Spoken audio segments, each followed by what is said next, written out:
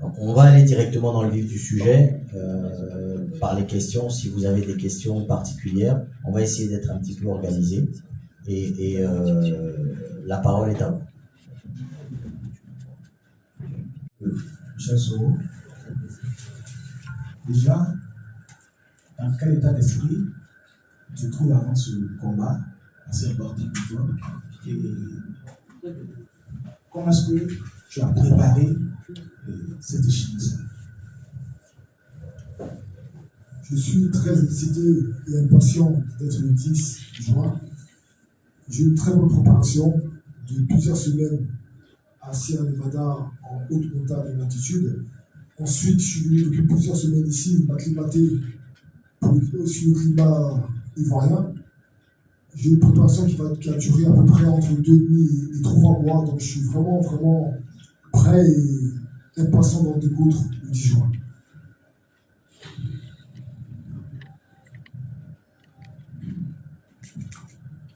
Bonjour, je suis Sylvestre de la Fraternité Matin.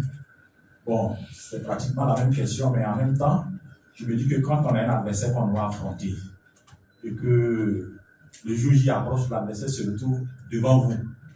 Ce matin, peut-être que c'est certainement ce matin que vous voyez. Quelle était votre première réaction? Déjà, est-ce que vous avez déjà fait le contour du personnage? Ma deuxième question s'adresse au promoteur. On sait que le combat principal, c'est contre un Tanzanien. On a 2 autres combats aussi professionnels avec des Tanzaniens. Pourquoi le choix des Tanzaniens? Qu'est-ce que tu peux expliquer sur ça? Merci. Alors, pour répondre à votre question, oui, moi je suis. C'est pas la première fois qu'on se voit. Pour cet événement-là, c'est la première fois. L'adversaire, Hassan, on se connaît. On a fait quelques petits séances d'entraînement dont je connais ses qualités et il est très, très, très fort. Au jeu d'aujourd'hui, on va laisser les connaissances, l'affinité qu'il y a entre nous de côté. Et je sais qu'il est là pour essayer de me détruire. Donc, je vais essayer aussi de me battre. Mais voilà, il y a un premier face-à-face qui a été fait, on s'est salué, mais voilà, on n'est pas là pour être amis, on est là pour se faire la guerre le 10 juin. Pour répondre à votre seconde question, pourquoi les Tanzaniens? Parce que déjà, premièrement, la Tanzanie regorge de très très bons boxeurs. La boxe en Tanzanie est un sport roi, vraiment très important. Et vous verrez dans les oppositions que les boxeurs qui ont été choisis et désignés non seulement par nous, mais aussi par les fédérations internationales, sont des gens qui méritent d'être là. Donc c'est vraiment très important de comprendre qu'il fallait avoir une opposition qui tenait la route, et donc la Tanzanie, parce que c'est un pays de boxe, c'est un pays où la boxe est très populaire. Si vous avez eu l'occasion de regarder un peu sur les réseaux, ça se déchaîne à l'approche de ce combat. Donc voilà.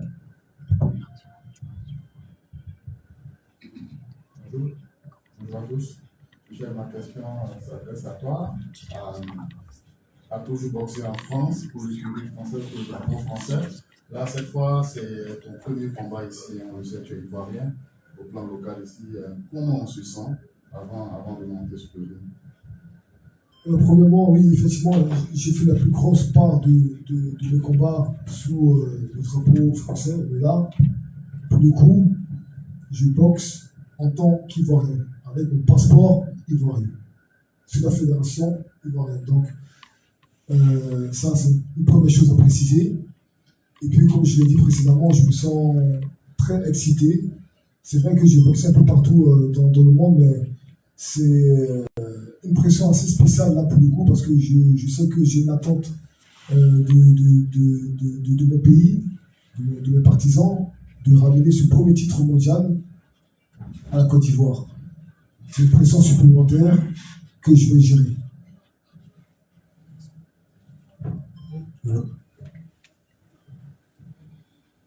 Bonjour à tous, et moi c'est Bamaziani du Baromètre. Ma question concerne le promoteur Tidjane Touré, et je voudrais savoir comment vous gérez la mobilisation en termes de billetterie, puisque étant donné que les Ivoiriens ne sont pas tellement intéressés, en grande majorité intéressés par le sport. Comment vous comptez mobiliser les Ivoiriens autour de votre initiative? Je vous remercie pour votre question. Elle est pertinente parce que vous savez que la boxe a été quand même un sport roi ici. Pour ceux qui ont plus de 40 ans, je pense que vous avez vu ou su certainement que Feu, le président Antoine Boigny, était un féru de boxe et que la boxe était où on avait des grands champions. D'ailleurs, c'est à cette époque que le premier championnat du monde a eu lieu ici en Côte d'Ivoire. Aujourd'hui, c'est vrai qu'on perd, la boxe a perdu un peu de sa notoriété. Il y a de nouveaux sports qui sont apparus. On parle du MMA, de différents autres sports. Moi, je continue à penser que la boxe reste entre guillemets le noble art et que dans l'esprit des Ivoiriens, si on leur propose aujourd'hui des oppositions, des spectacles, parce que la boxe c'est aussi un spectacle, c'est pas simplement voir deux combattants s'affronter, c'est tout ce qu'il y a autour. Si on leur propose des spectacles, on va réussir à les ramener. Donc, comment on gère? Je pense que vous aurez la réponse certainement demain. C'est pas simplement la promotion. Tout le monde a mis la main à la pâte. Je cite notamment nos boxeurs locaux qui ont énormément communiqué sur leur réseau pour mobiliser les gens. Je veux citer l'ensemble de l'équipe ici qui a essayé de mobiliser également. Canal Plus qui nous aide. Donc on verra, les résultats seront là demain. Maintenant, je reste très optimiste par rapport à ce qu'on a et je suis persuadé qu'on va voir un beau spectacle. Voilà. Non seulement sur le ring, mais aussi dans les tribunes. Ok, c'est M. Sangaré, je pense que je reviens encore.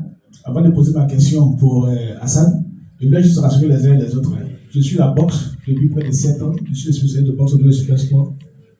Tous les galas qui ont été organisés en tournée du monde, que ce soit Palais des Sports, à Bobo, il y a beaucoup de personnes ici qui peuvent en témoigner.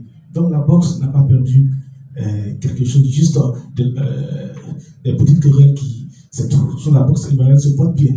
La preuve, on voit des jeunes boxeurs qui continuent de d'éclore. Maintenant, ma question, c'est pour Hassan. My friend, good morning. Welcome to Côte d'Ivoire. In your opinion, what's make the difference in this fight? The big difference is to sharing with one of the best fighters that they have. Juste un petit mot pour vous répondre. Je m'entends, on me demande par rapport à la mobilisation. Vous savez qu'on va dans une salle où on attend en gros 3500 personnes.